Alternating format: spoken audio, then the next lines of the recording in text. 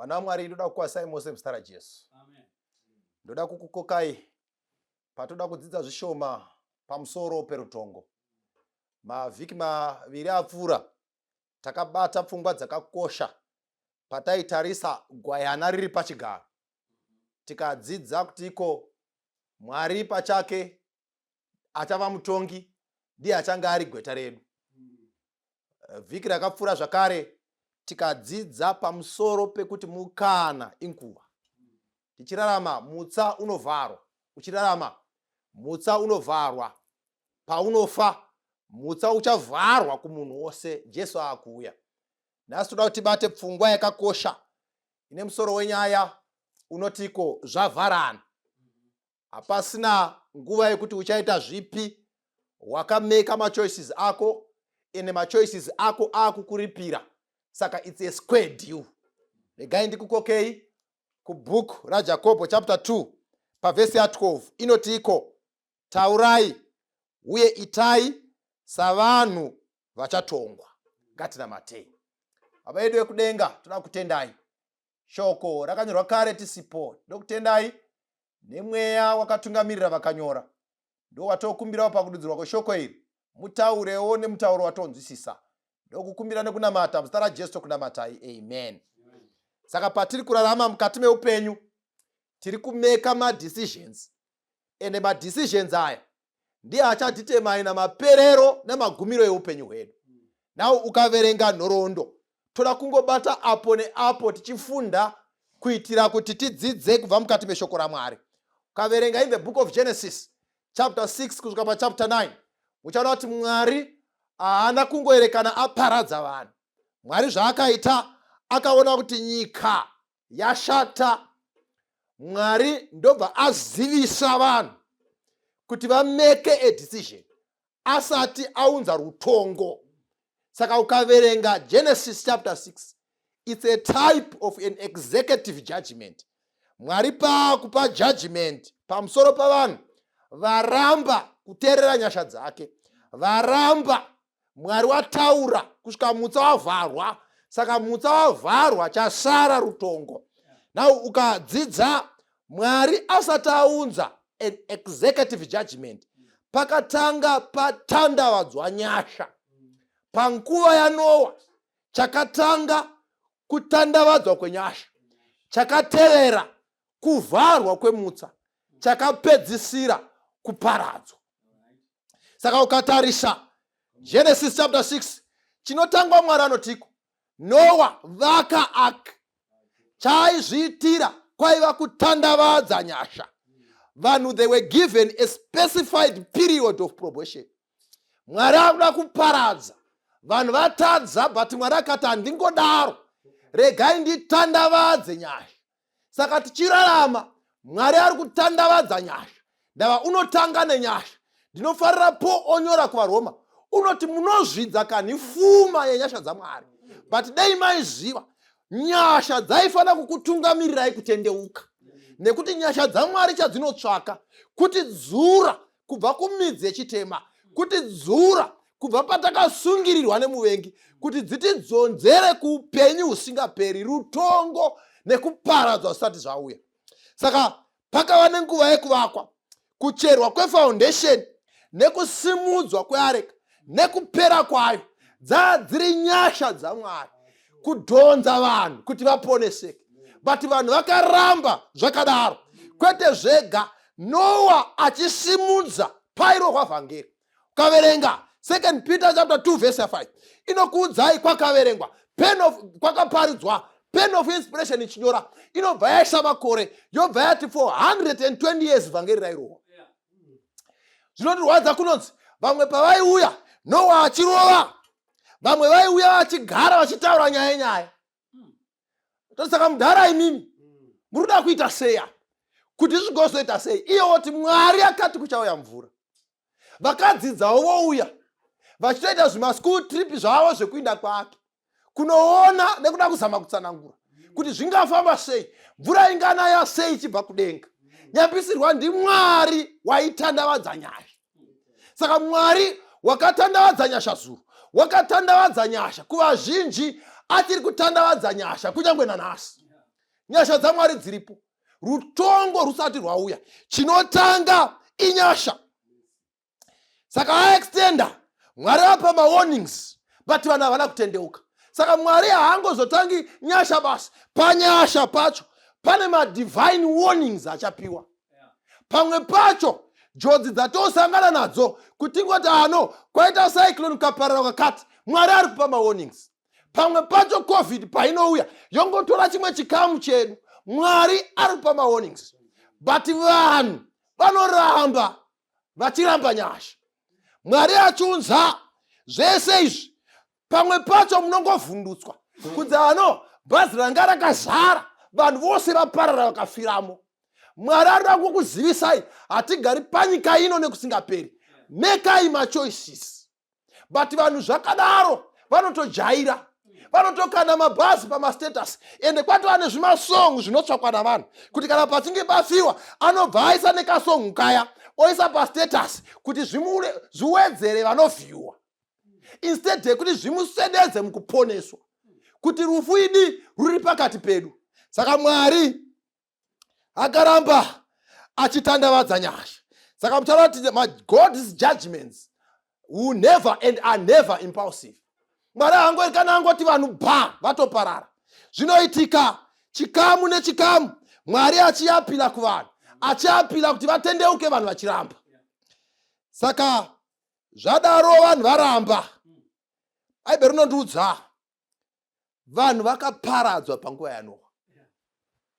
Vanhu vakaparadzwa nemhaka yei? They rebelled against God. Saka mutaura kuti vanoponeswa, vanoraswa marebels, vakaramba. Mwari wakaita zvose vakaramba. Denga nderevatadzi vakaregererwa, but vacharamba, vachaparara zvakadaro. Saka Mwari aona kuti ndatandavadza nyasha zvaramba, ndapa mawarnings zvaramba, pachasvika nguva yekuti zvichavharana. Saka panguva yaNoa zvakavharana. Mukuvharana kwazvo vese vakaramba, zvakavharana. Ende pavakanga vachinyura havana kupa Mwari mhosva nekuti vakapiwa mukana. Vaizviona voga vachinyura kuti kutonga kwaMwari kwakarurama. Kunyangwe nanhasi vachaparadzwa vachitenda kuti kutonga kwaMwari kwakarurama. Nemhaka yei? Mukana vakaupiwa. Vamwe vacho vhangeri rakarohwa pedyo nemusha, effort kuiswa padhuze nepamba pako, but wakaramba. Vamwe pacho Mwari akaita kuti mota yako ife, ufambe rwendo rurefu nebhazi kuti pangoplayiwa unzwe sermon ukaramba. Vamwe vacho makasvika pana zvikaramba, ukaramba. Saka pazvichaitika muchatenda. Mukaverenga kunonzi panguva iyi, ukaverenga Genesis chapter 6 verse 11, inotiko the earth was so corrupt before God. Nyika yanga yashata, ende vanhu vaizviona. Kunyangwe nanhasi vanhu vari kuzviona kuti nyika yashata. Mwari wakazvidemba, ndaitirei vanhu? Nyika yanga yashata, vanhu vanga vachirarama vari muchitema, pfungwa dzavo vakarara, vakamuka, vaifunga chitema. Mumwe andaitaura naye aiti ukaenda kuSouth Africa kumhiri ukayambuka, kune bhawa rinonzi Likwa rekuti uchingosvika padho unotoona kuti Satani uyo, unomuona mubhawa kuti arimo Satani.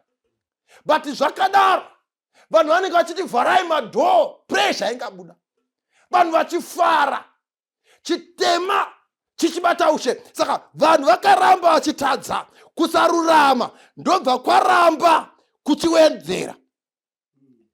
But zvakadaro nyasha dzakanga dzatanga, nekuti mercy precedes judgment.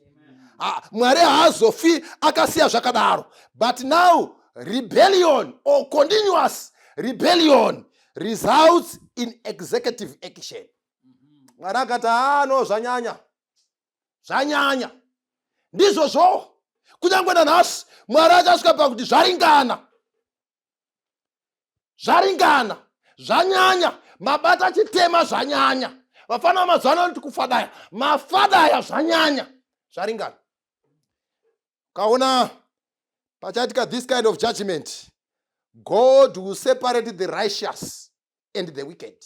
Mwari haasi kuzoparadza vanhu vose pamwe chete. No, executive judgment is discriminative.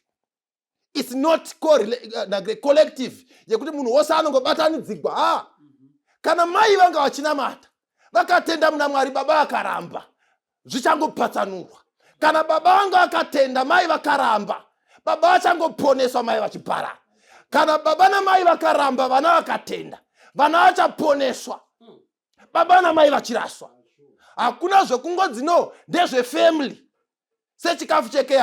Vanhu vachaparadzwa, umwe noumwe achimira nenyaya dzake. Kune vanhu vanoti no, indorarama nemunamato wamai vangu. Iye haindi kuchechi, unofunga kuti unosevhwa nemunamato wamai. Kune vanhu vanoti ndotumira mukadzi nemwana kuchechi, ina handindi. Zachikai cheche mukadzi wangu nevana vangu. Inini ndiri right, I will make sure kuti vana vangu vose vanoenda kuchechi. Iye asingaindi. Nyaya yacho indodha iyazibonera. Umwe nomwe achamira oga panyaya iyi. Saka vanoparadzwa. Saka Bhaibheri rangu rinondiudza hamungobatanidzwi mose. Bhaibheri rinotiko mumaziso Mwari mumaziso make akawana nyasha paimba yano. Ndobva aona tino murume uyu akarurama, ndobva asevha iye nemhuri yake, ndobva vasevha. Vamwe ndobva vaparara. Chakaita kuti vaparare chii? Idecision yavakanga vaita. Saka ipapo muchaona kuti kana tabva munyasha tinoenda mukuvharwa kwenyasha dzacho. Kana nyasha dzavharwa, tevere executive judgment. Vanhu vochipanishwa namadecisions amakaita. Saka good news dziripoka ndedzekuti judgment is not terrifying for those vanga vari righteous. It's only terrifying for the rebellious, but it's redemptive for the faithful. Vakatendeka vakamira. Saka kunonziko muchinjiko wenguva yaNoa yanga iri yake. Ndio muchinjiko waiparidzwa. But vanhu vakaramba vakati hatiti kusvika rutongo rwauya. Aidzidza nyaya yacho zvakavharana. Noa nemhuri yake basi. Kune mwana anobva ati Mwari angaparadza vanhu vese nekuwanda kwatakaita. Aiwaka, panguva yaNoa pakangosara vanhu vashoma. Vamwe vese vakaparara. Saka Mwari hazvimuvhundutsi izvozvo. Mwari haaluzi anything nekukushayiwa. But anyway, zvaimurwadza nekuti aitsvaka kuti uponeseke. But kushayikwa kwako kudenga hakutadzisi kuti upenyu huinde kumberi. Mwari ane shuviro yekuti munhu wose aponeswe. But madecisions amuri kuita mukati mezuva ranhasi, sevatendi tichirarama, sevanhu tichirarama, ndiye achakonzeresa kuti zvivharane. Shungu dzamwari kuti kana zvovharana zvisakuvharira kunze, kuti kana zvovharana zvisavharirawo neni kunze, nemhaka yekuti Mwari haafariri rufu rwavatadzi. Ezekiel 33 vhesi 11 inoti, uti kwavari, noupenyu hwangu ndizvo zvinotaura Ishe Jehovha, ndifariri rufu rwawakaipa, asi kuti wakaipa atendeuke panzira yake. Tendeukai panzira dzenyu dzakaipa. Ko, muchafireiko imi imba yaIsraeri? Mwari unovenga rufu rwemunhu wakaipa. Rufu rwuri kutaurwa rwerutongo runouya shure kwekuvharwa kwemutsa haruna rumuko. There is no hope. Nhasi ndo pari kunzi rufu rwemunhu wakaipa handirudi, nekuti mutsa unenge watovharwa pakufa kwako ende hapachina, uri kungomukira kutongwa nekufa futi. This time forever. But ukaverenga Isaiah 28 verse 21 ndoifarira inoti, nokuti Jehovha uchasimuka sezvaakaita pagomo rePerazimu, uchatsamwa sezvaakaita pamupata weGibheoni, kuti abate basa rake, iro basa rake rinoshamisa, nokuita izvo zvaanoita zvinoshamisa. Shona iri kushandisa vara rekuti kushamisa, but chirungu chinoti strange. God will rise to perform his strange work. Nemhaka yeyi, it's outside of his nature to destroy. To our merciful God, the act of punishment is a strange act. Kutodzinga Adamu naEvha kuti budai, bvai padhuze neni, it's a strange act. Nemhaka yekuti Mwari wakanga asika munhu kuti agare pana Mwari wake. Ndosaka vhesi ichizoti kuti pandinenge ndiri nemi mugovapowo. The idea of God is communion. Kuti tive tiri pana Mwari. Saka act yekuparadza yanga ichitaurwa yakaitwa kuvanhu veSodoma, yakaitwa kuvanhu venguva yaNoah. It was a strange act. God does not delight in destruction. Mwari wedu haadi. Mercy always precedes justice. God sends mercy. Panguva yemurove Mwari wakatuma nyasha. Panguva yeSodoma neGomora Mwari wakatuma nyasha. Panguva yeNineveh Mwari wakatuma nyasha. Panguva yaIsraeri Mwari wakatuma nyasha. Nyangwe kwatiri nhasi muchinjikwa wakasimwa AD 31. That is mercy exhibition. Kuti vanhu vose vaone nyasha. Zvino nyasha dzaMwari dzakaratidzwa kuvanhu vose. Nemhaka yeyi nekuti Mwari haafariri kuparadza. God does not destroy men. But everyone who is destroyed will have destroyed himself.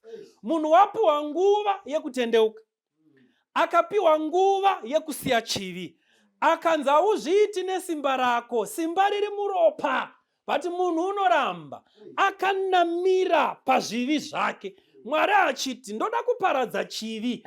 Sin must not rise for the second time. But munhu anoramba akabatirira pachivi. Whatever justification yatinoisa pamabasa edu, kungava kurarama kana mabasa kana chii, tinonatsa, we go to court our sins and we give them good reasons. We rationalize whatever good reason you have for doing what the Lord does not want. Nguva ino ndonguva yekuzvisiya, rutongo rwekuparadza rusati rwasvika.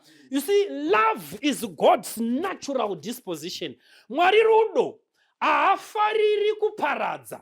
Anoda Mwari rudo, but destruction is his reluctant response to persistent rebellion. Kuna vamwe vanhu vanoti kana vaoma musoro, vanooma musoro zvekupedza, vanopedza. Musoro inooma zvekuti mweya mutsvene anoita senge asiri kudaidza. Mwari achitaura newe day in day out, achituma vaparidzi, achituma nziyo, achituma news, achituma hondo, but musoro yevanhu vaMwari inoramba yakaoma. So God ends up rising against his own. The same God who sent Christ to die for men ends up rising against the men for which his son died for. It's a strange act before God. Hazvizi mavari Mwari. Mercy is God's first language, but judgment is his reluctant necessity. It then becomes a necessity to destroy.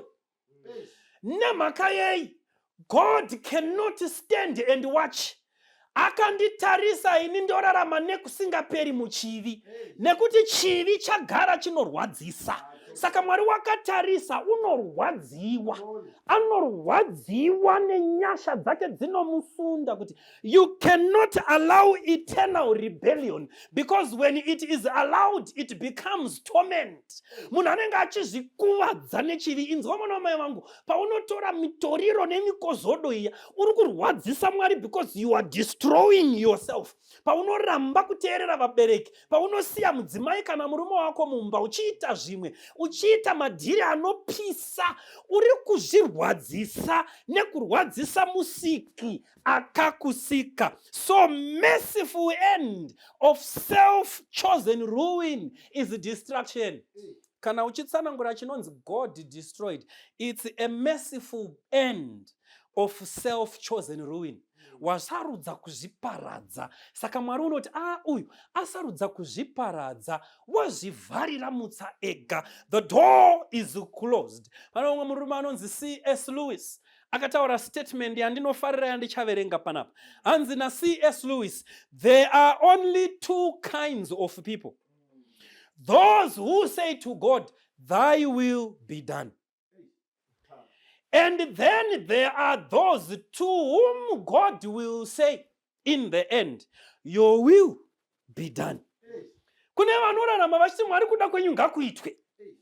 Kozoita vamwe Mwari vaachaudza iye mbune pauzima kuti wakarambira pachiviwe.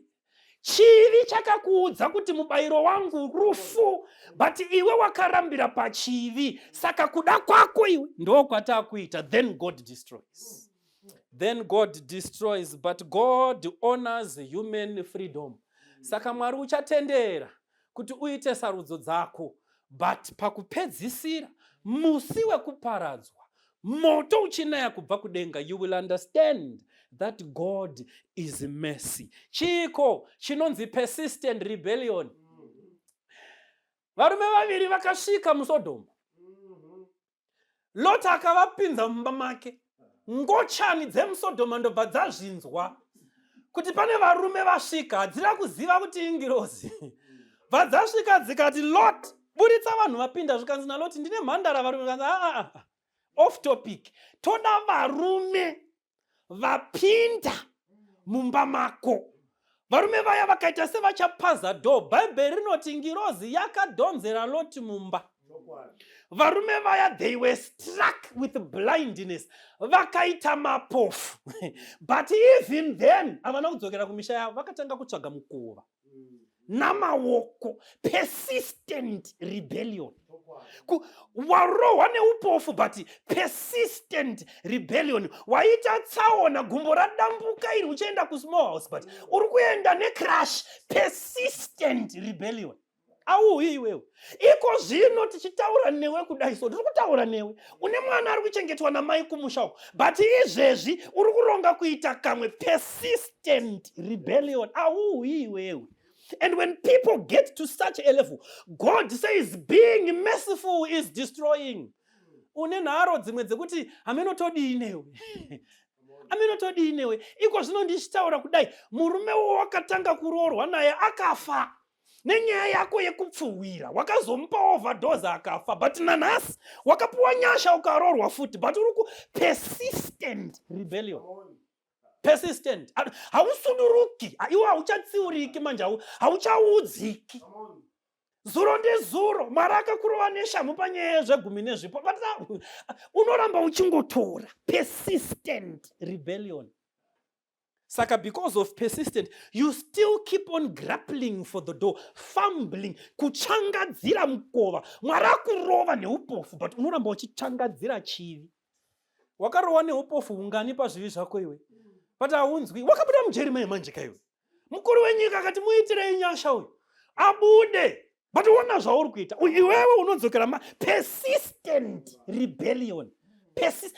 Hapana, hauchabatsiriki iwewe. Hauchabatsiriki. Una baba vako vakabuda mari ngani, vakatengesa mombe ngani kuti uende kurehab yemutoriro.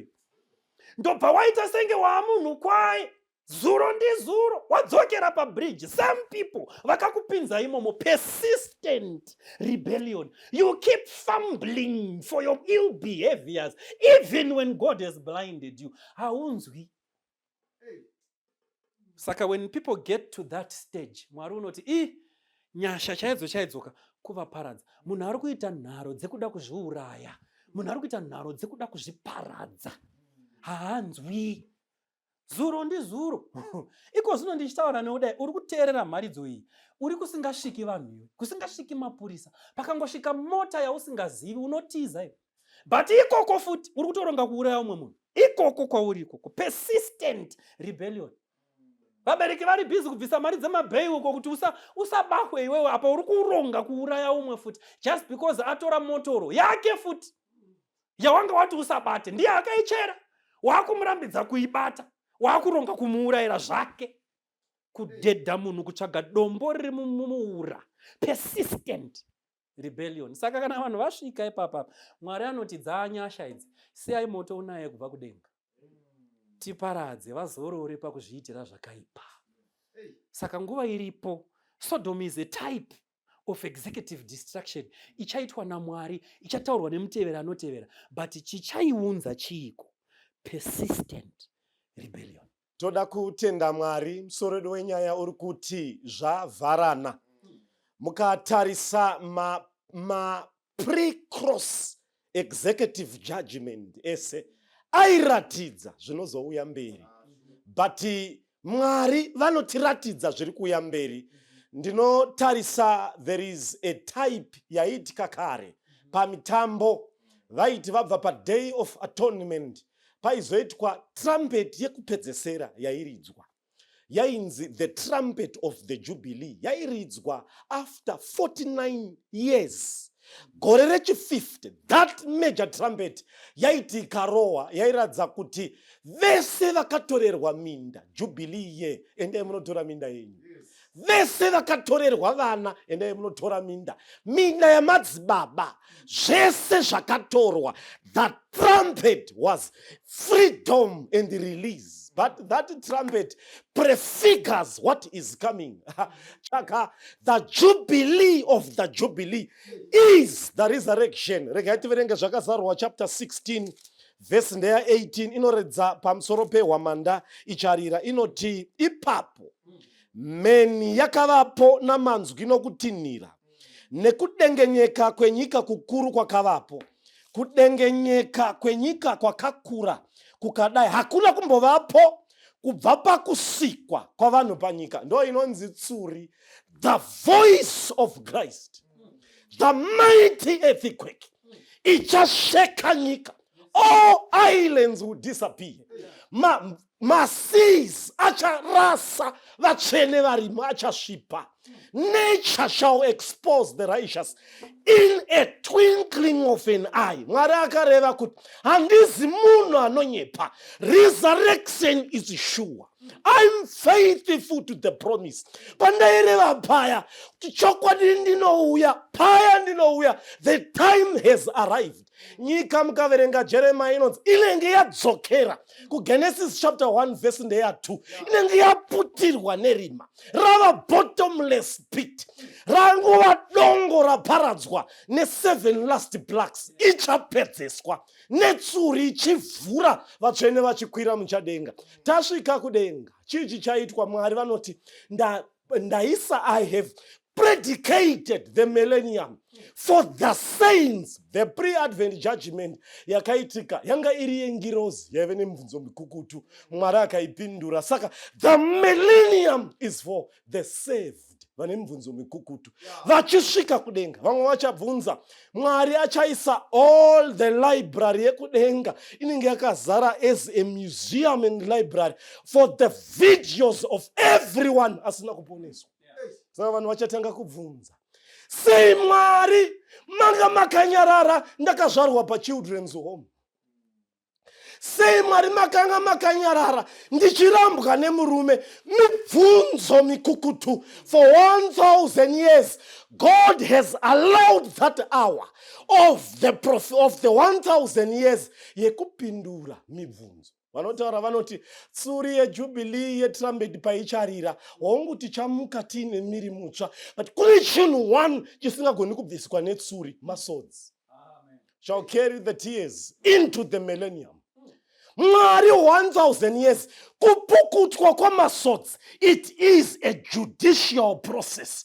Mwari achipindura mibvunzo mikukutu. Kune vanochema nhasi ndinonamata chegumi ndinobvisa, but murume akaenda negirlfriend.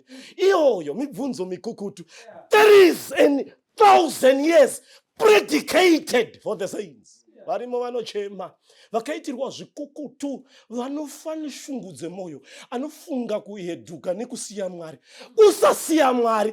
There is a millennium. God shall answer the charges. Pane zvakavigwa zvaunochemera mudunundu. Behind the smiling face there are tears. Mira hako kuchema. There is a millennium. Mwari akamirira. Ndio ataswa mchidzwa zvakazarwa chapter 20 kuti ndakaona zvigaro zvoushe zvagadzwa.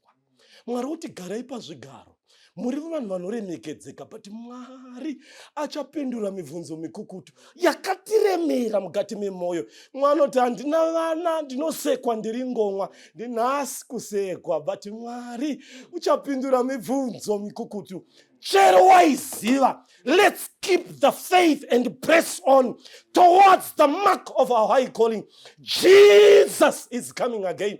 Jesu anokasika kuuya. So for 1000 years Mwari apindura mibvunzo mikukutu. Zvironzi at last vanhu vaponeswa vachaenda pazvakazarwa chapter 15 verse 2 to 4. Hanzi ndakaona vakuru navaduku vamire pamberi pechigaro chaMwari vakabata the lilies and the harps. Song yavachaimba is to confirm that Mwari kutonga kwenyu kwakarurama. Takatopiwa chorus kuti justice and true are your ways. Ipapo vanenge vakonfirma kuti Mwari tanzwisisa kutonga kwenyu kwakarurama. Say hands the song of Moses and the Lamb. Mukatarisa kuna Moses, Mwari vanoti kuna Moses, iwe Moses ndoda kukuita zita guru, bvuma ndiparadze vanhu, iwewe ndikuite zita guru. But Moses anoti dai Moses akabvuma, Old Testament dai akachinjwa unzi Abraham zita guru, aisumuka ndiMoses. But Moses anoti zviri nani ndibviswe mubhuku rorufu, ndiende ku-executive judgment as a victim, vanhu vaponeswa. Moses was a type for Christ. Jesu risked kana zvichibvira kushayikwa kudenga ndiri Mwari, vanhu vasununguru. The song of the mighty deliverance. Vakararama muOld Testament vanoti paya paRed Sea upenyu taifanira kufa, but praise be to God. Vakararama mufuture towards the time of trouble vanoti dai takafa pamark of the beast and the image of the beast, but praise be to God pakadonha matenda ngiro dzanga dzakatichengeta. But vese old and future they will meet at AD 31 kuti thanks to Calvary dai takafa nemuwezva wechitema inyasha kudenga. Saka Mwari anenge apindura mibvunzo mikukutu. Zvinonzi after 1000 years takaona denga richidzika. Panenge paine 1000 years zvinonzi Satan anenge ari mugomba rakadzikadzika rinonzi the bottomless pit, kuratidza kuti harina shape. But iye nengoro dzake for 1000 years vatsvene vari kudenga, vamwe vese vakafa vasakarurama. Chii chinoitika? Zvinonzi Satan anenge ari mujeri rake ega, reflecting the consequences of his rebellion, achidemba kuti ndakaitei. In the prison paine kunhuhwa panyika wema-dead bodies 1000 years Satan achakungura, but it will be too late. Just but too late. Vatsvene vari kudenga. Ndakaona Jerusalem riri transparent richidzika zvishoma nezvishoma, zvishoma nezvishoma. Zvikanzi nazvakazarwa chapter 20 verse 5, blessed and holy who has a part in the first resurrection. Haazi mutsvene chete, he is blessed and holy. But vasiri havana mugove ivavo, these are the wicked. Vakarasa mikana yataurwa, vachaita se vachamutsirwa kugamuchira mugove wavo. That's the executive judgment. Zvinonzi zvirichiburuka zvishoma nezvishoma vari panyika. Panenge paine mikwenda yamagenerals, vana Nero, vana Hitler, vana Mussolini, champions vaikonsauta zvitopota zven'anga. Vakarega kutendeuka, varoi vakarega kutendeuka. But vamwe vachabvunza kuti koimi vafundisi maisiparidza kana vasina kuponeswa maitei? Yet you knew. Ko kana ari musavadha zvake anoziva zvakazarwa chapter 20 ona Jerusalem Satan achiti hande, you really knew the conclusion. Vanzi richidzika chichi chaitika zvikanzi munhu wese achaona mikana yese yaakatambisa. Satan ndiye anenge ari mberi anzi achapfugama oti Mwari kutonga kwenyu kwakaita sei? kwakarurama, nevese vachaona mikana yavakatambisa yevhangeri vachiita zvavaita kusvikira musa wavharwa. Everyone shall be satisfied kuti kusara kudenga, it was my decision. Denga rakawaridza mikana yenyasha. Kune vanhu vachaenda kumafundisi avo voti, nhai mufundisi, makadii matiudza kuti sanda harisi sabata, maitinyebera sei? But iwe nhasi unoziva chokwadi, but unotamba nechokwadi. But kune rutongo runouya, the executive judgment, Mwari acharipira. That's why zvinonzi vanenge vari muguta dzvene vatsvene, asi vari kunze ndokunonzi kune mhombwe nembwa navaroyi, nevese vakanamata zvifananidzo, nevese vaisada Mwari, vese vanenge vari kunze kweguta. Ipapo kuchanaya moto wesuferi kubva kudenga napanyika. Chii chinoitika? Mukuparadzwa kwavo Mwari anenge tave satisfied. Chero hama dzedu tikadziona dzichiparadzwa tinoti, Mwari kutonga kwenyu kwakarurama. Takanzwisisa inonzi God is theodies, kuti Mwari akazvikatanura akageza maoko saPilate kuti handisirini muridzi wechitema ino, akakonzeresa chitema ndi Lucifer nengirozi dzake. Saka mukatarisa kumillennium kwandanga ndichitaura, zvinonzi tichapiwa zvigaro zvokutonga, tichatonga ngirozi dzakapanduka, totevera vanhu vakasina kuponeswa. Every case we shall decide. Ngirozi yaLucifer inonditevera pazita rayo parinopinda mudariro, ndinokumbira Jesu to be the PP for the case. But ndoziva nyaya dzandakaendera. Kungadai Mwari atibatsira, I will stand for my experience. Jesu ndipei nditonge nyaya to move the motion. Tichapiwa nguva ngirozi hatsigoni kupinda mudariro because we are vets of sinners. Nas it's shame and sorrow. Look up yonder to the prophetic time. Tichakudzwa naMwari. Saka zvinonzi pachaburuka Jerusalema, instead yekuti vamutswa, hanzi vachamutswa vachida kunoataka the new Jerusalem, kuratidza kuti their characters are fixed in rebellion. Hakuna nguva yekutendeuka zviri mavari. And hanzi kana vachimuka vachamuka into the mortality state. Vachamuka muchimiro chiya chaRazaro paakamutswa, chekuti chinoora. Vamwe vachamuka vari varwere, kamufiro kavakaita, vamwe vasina maziso, vamwe vasina makumbo, to testify the consequences of sin. The executive judgment is a lesson book to all the inhabitants of all other galaxies. Kuti chivi chakaipa, chivi chinopikisana naMwari, Mwari haana zvaaivanza, but izvi ndo muwezva wechitema nema-reaching results. Saka panonzi parichadzika Jerusarema idzva Jesu achatsika paMount of Olives, gomo richatsemuka kuita valley, ochenurwa moto wopisa vasakarurama, vachatsva samadota. That's the recreation and resetting the world to the new order. So the world has been made new. Ipapo zuva richadzoswa back to its orbit position. Makomo zvese zvichaita semhandara. Ipapo nyika ino will become the metropolis of the whole universe. Pakarwirwa chitema pakasimudzwa muchinjikwa will become the capital city of all galaxies. Isu tisinenge tichibata Sabbath school takakunda, tichienda traveling to all other worlds, tichinobata mission reading ekufamba kwevhangeri, kuti basa rakabatwa sei, to all angels got freedom at last. Munyora anoona anoti ndakaona kusisina gungwa. Airevei murume anonzi John the Revelator, because mugungwa ndo maitika hondo dzese, vanhu vazhinji vachiparara. Saka rungoedza kutaura kuti ndaona kusisina njodzi, kusisina maaccident, paponeswa. Vakaropafadzwa nerumuko, vane mugove parumuko rwekutanga, asi vanomukira parumuko rwechipiri, vazoenda kumeka machoices. They are going to meet. Nhasi vadikani hama, hatisi kuparidza zvichazoitika, but kuti kuti iwe uri mupenyu, make a decision. Rutongo runouya, mazuva anova vakaseka, vakati cheredzo chiripi, but vasingazivi kuti zuva rinosvika. Nhasi vanhu vanoseka kuti kubva kuna nambuya nehanda, but mazuva aritiradza kuti taswedera pachikwekwenhero kuti anouya anouya. Pazvichavharana iva uri muna Kristu, tichaona nguva yekunamata. Tinokutendai Baba vari kudenga neyambiro yezviri mberi yabva mushoko renyu.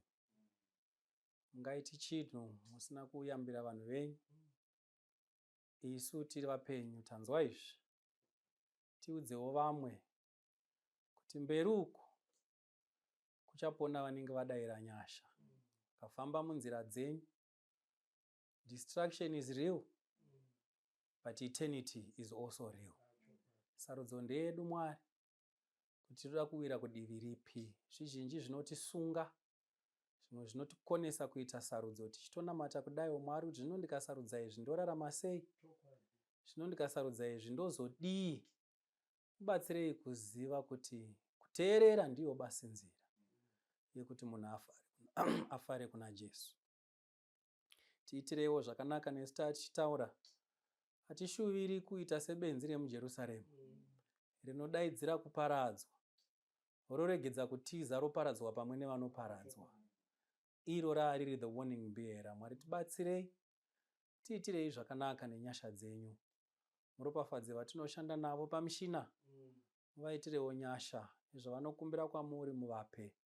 Tanamata nekutenda muzita raJesu akatifira pamuchinjikwa. Amen.